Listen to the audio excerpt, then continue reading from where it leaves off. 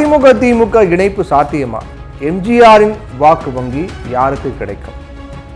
என்னடா தலைப்பை முரண்பாடாக இருக்குது அப்படின்னு பார்க்குறீங்களா? அதிமுக திமுக எப்படி இணைவாங்க, எப்படி சாத்தியம் அப்படின்னு கேட்குறதுன்னு பார்க்குறீங்களா? என்ன விஷயம்னா, தமிழ்நாட்டில் சீமானின் திராவிட எதிர்ப்பு அரசியல் ஒரு பக்கம், ஆளுநர் எதிர்ப்பு அரசியல் இன்னொரு பக்கம், திமுக அரசை கேள்விகள் மூலம் துளைத்தெடுக்கும் எடப்பாடி பழனிசாமியினுடைய அரசியல் ஒரு பக்கம், அதையும் தொடர்ந்து வேங்கை வயல் சர்ச்சை, இதனிடையே தமிழக வெற்றி கழகத்தினுடைய அரசியல் பிரவேச சர்ச்சை அப்படின்னு தமிழ்நாட்டில் அரசியல் பரபரப்புகளுக்கு பஞ்சமே இல்லாமல் போயிட்டு இருக்கு. இந்த நிலையில தமிழகத்தினுடைய மூத்த அமைச்சர் துரைமுருகன், நீர்வளத்துறை அமைச்சராக இருக்கார் இல்லையா, துரைமுருகன் திடீர்னு ஒரு குண்டை வீசி புதிய பரபரப்பை பற்ற வச்சிருக்காரு. எம்ஜிஆர் தன்னுடைய கடைசி காலத்தில் அதிமுகவை திமுகவோடு இணைக்க விரும்பினார் அப்படின்னும், ஒரு நாள் தாமதித்ததால் அவரை க்ளோஸ் செய்து விட்டார்கள் அப்படின்னும் துரைமுருகன் சொல்லியிருப்பது இப்போ பெரிய விவாத பொருளாக மாறி இருக்கிறது. எம்ஜிஆரை க்ளோஸ் செய்து விட்டார்கள் அப்படிங்கிற வார்த்தையை கூட யாரும் பெரிதாக எடுத்துக்கல. ஏன்னா அதை யாரும் நம்பவே போகிறது கிடையாது அப்படிங்கிறது எல்லாருக்குமே தெரியும். ஜானகி அம்மையார், ஜெயலலிதா அப்படிங்கிற ரெண்டு பெரிய விஐபிக்கள் அதிமுகவை கைப்பற்ற நினைத்து போட்டி போட்டு கொண்டிருந்த வேளையில் எம்ஜிஆர் மீது யார் கை வைத்தாலும் அது பெரும் விளைவுகளையே ஏற்படுத்தி இருக்கும் அப்படிங்கிறது சாதாரண மக்களுக்கு புரிந்த லாஜிக்கான ஒரு விஷயம்தான். ஆனால் அதிமுகவை திமுகவோடு இணைக்க எம்ஜிஆர் விரும்பினார் அப்படின்னும், அதுவும் கடைசி காலத்தில் அவரது விருப்பம் அதுதான் என்றும் துரைமுருகன் சொல்லியிருப்பது தான் இப்போ பெரிய விவாத பொருளாக மாறி இருக்கிறது. திமுகவில் இருந்து எம்ஜிஆர் வெளியேற பல்வேறு காரணங்கள் இருந்தன அப்படிங்கிறது உண்மை.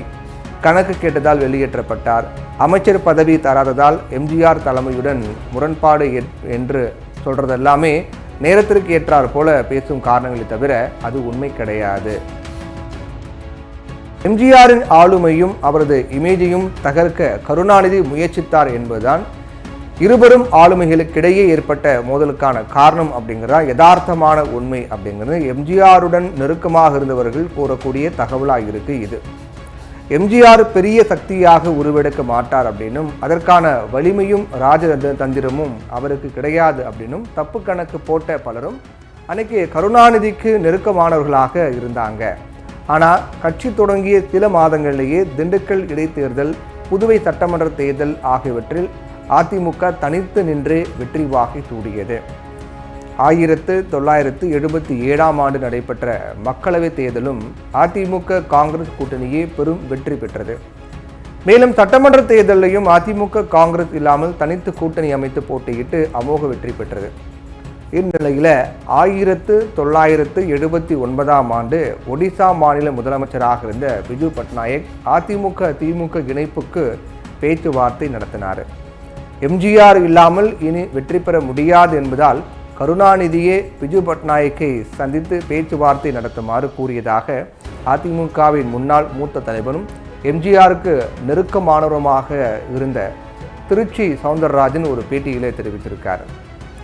பிஜு பட்நாயக் ஒரு மதிக்கத்தக்க தலைவர் என்பதால் தான், அவரை மதிக்கத்தக்க தலைவர் அப்படிங்கிறதால தான் நான் அவரை சந்தித்தேன், மற்றபடி திமுகவோடு அதிமுகவை இணைக்கப் போவது இல்லை என்று சந்திப்பு நடந்த மறுநாளே வேலூர் பொதுக்கூட்டத்தில் எம்ஜிஆர் அறிவித்து விட்டார் என்று அதிமுக முன்னாள் அமைச்சரும் மூத்த தலைவருமான பொன்னையனும் இன்னொரு பேட்டியில் சொல்லியிருக்காரு.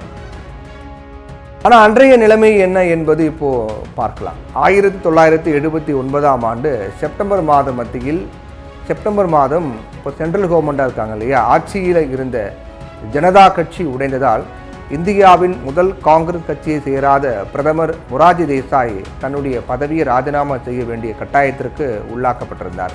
இந்தியா மீண்டும் ஒரு அரசியல் ஸ்திரமற்ற நிலைமையை நோக்கி போய்கொண்டிருந்துச்சு.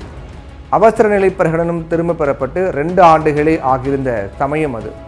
அதனால இந்திராவுக்கு எதிரான ஒரு வலுவான அலையை உருவாக்க பிஜு பட்நாயக் நாடு முழுவதும் சுற்றுப்பயணம் மேற்கொண்டார். அப்போ தமிழகத்தில் திமுக அதிமுக இணைக்கப்பட்டால் காங்கிரஸை எதிர்த்த ஒரு வலுவான கட்சி தமிழகத்தில் உருவாகும் அப்படிங்கிற கணக்கு போட்டு பேச்சுவார்த்தை நடத்தினார்.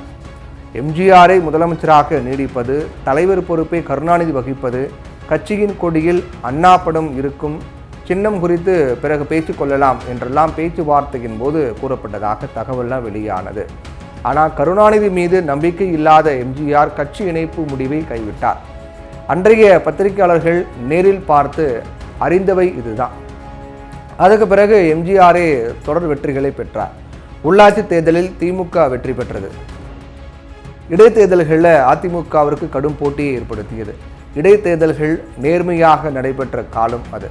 எம்ஜிஆர் மறைவுக்கு பிறகு அதிமுக உடைந்தாலும் பின்னர் வலிமைமிக்க ஜெயலலிதா என்கிற ஆளுமை உருவாக்கி அதிமுகவை தமிழகத்தில் அசைக்க முடியாத சக்தியாக வைத்திருந்தாங்க.